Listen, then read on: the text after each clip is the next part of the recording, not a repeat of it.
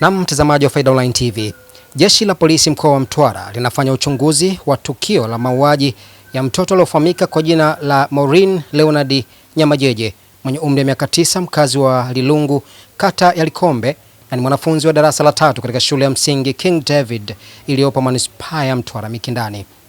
Tukio hilo limetokea siku ya Juni 21, 2026 majira ya saa 11 jioni, wakati marehemu akicheza na watoto wenzake maeneo ya nyumbani kwao.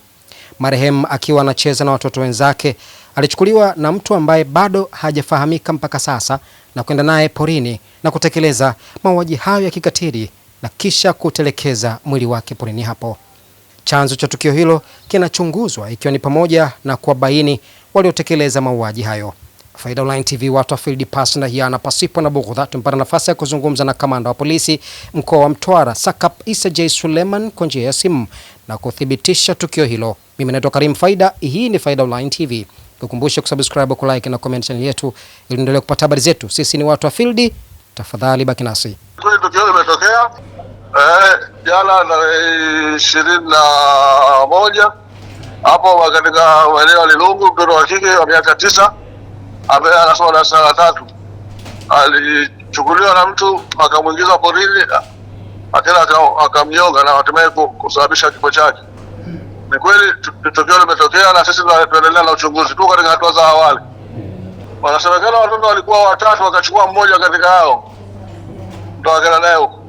Kwanza na wito wa kuambia wananchi wote ambaye ana taarifa zozote kuhusiana na jambo hili asisite kuzileta ili tukashirikiana katika uchunguzi kujua sababu na uhusika wa hili jambo. Lakini la pili, basi wazazi tuendelee kuwa karibu sana na watoto wetu, tusiwaache watoto wetu wakawa wapweke muda mrefu bila uangalizi wote. Dunia sasa hii kuna wahalifu hawa wanasumbua watoto kama hivyo tukio limetokea.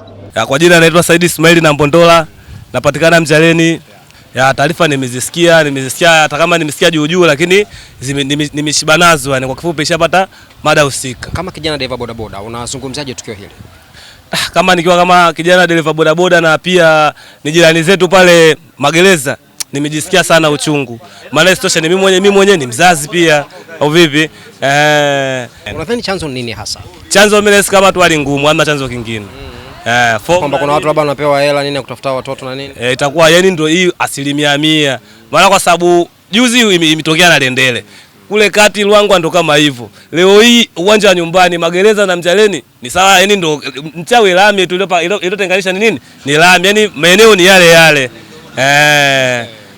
Kwa hiyo ushauri wako ni upi ili kuwafanya watoto waweze kuwa salama? Ushauri wangu mimi, yani kila familia, kila kaya nyumbani, yani chukue mazoezi na kuelimisha watoto wao nyumbani. Bwana mudi usicheze mbali na nyumbani. Cheza hivi.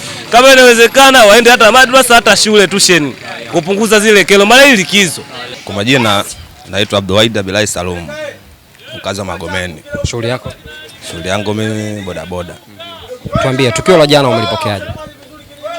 Tukio la jana ni tukio la kusikitisha kiukweli, kwa sababu ni tukio lenye la ghafla.